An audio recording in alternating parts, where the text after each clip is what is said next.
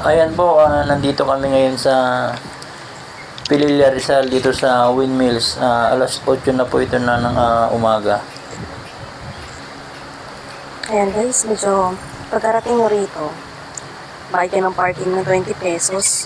Tapos dito yan sa harap ng mga souvenir shop, mga kakanin na binibenta dito sa Pililla. Tapos paakyat yung papuntang Windmill. Papuntang Laguna na rin to, di ba?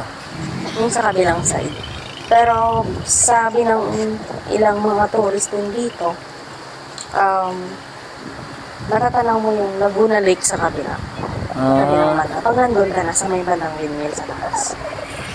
Ito yung windmill, ang sabi nila nasa 27 na piraso ito. At kung titignan po natin dito sa windmill, dito sa ibaba niya, malakas ang hangin. Tama. Dahil sa umiikot na malaking hélice ng windmill. Yan po, umiikot din po yung mga souvenir. Oo po. Sa lakas ng hangin. Sa lakas ng hangin ng windmill. 150 ata ang isa. Bawat souvenir, 150. Mura na, pwede na. Pwede na rin. Handmade yung nila. Ayan po yung windmill po. Yung mga daon po ng mga punong kahoy. Mahangin. Yan po, umiikot po yung mga souvenir po dito. Yan ka po. Hello! How are you today? I'm fine. Ayan, paakyat po kami doon mamaya. Ayan, may mga bata din. Bali, nandito na kami sa taas ng windmills. Ayan po yung mga bilihan po ng souvenirs po dito sa taas. Ayan, dito na kami sa taas. Ayan po yung view. Ayun na yung mga naglalaki ang mga windmills. Na pag-aari ba ito ng Meralco? Yes, pag-aira ng Meralco. Ito yung sisilbing supply ng kuryente. Correct. Pinatayuan din yata siya sa windmill, katulad sa Ilocos, kasi mahangin na yung lugar in the beginning. Ibig sabihin yung hangin ang nagdadala ng Windmill. pagkakaroon ng kuryente sa windmills. Tama. Kumbaga parang support na lang yan. Tulad sa ibang source ng kuryente, like hydroelectric, galing din siya sa dam. So, water flow. Or Ganyan lakas ng pala. tubig. So, sa windmill naman, sa hangin.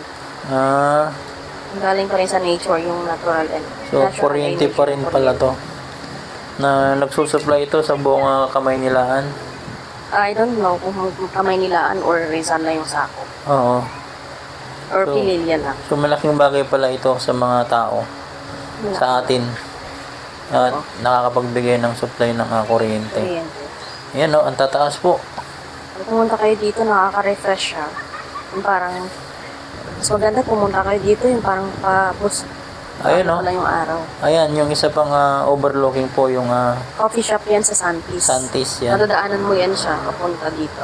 Kaso 100 yung parking dyan ng motor, pwede kayo magkape. Pero pagkarating mo dyan, matatanaw mo na agad siya. Maganda rin pala doon, 100 pesos ang bayad. 100 pesos na yung bayad ng parking. Kapag dito naman sa 20 pesos ang babayaran sa parking. Oo, pero lalakarin mo pa siya paakyat dito. Pero kapag doon, diretso na yung motor mo doon sa Santis, mga Santis. sasakyan. Saka coffee shop na rin. Ayan, sobrang lakas ng mga hangin dito sa Santis po. Ayan. So, pwede yung mga kababayan natin dyan pumunta. Overlooking. Overlooking na siya. At kumusta naman ang pagtanaw mo sa Laguna Lake? Nakaka-refresh. Nakakatanggal ng stress.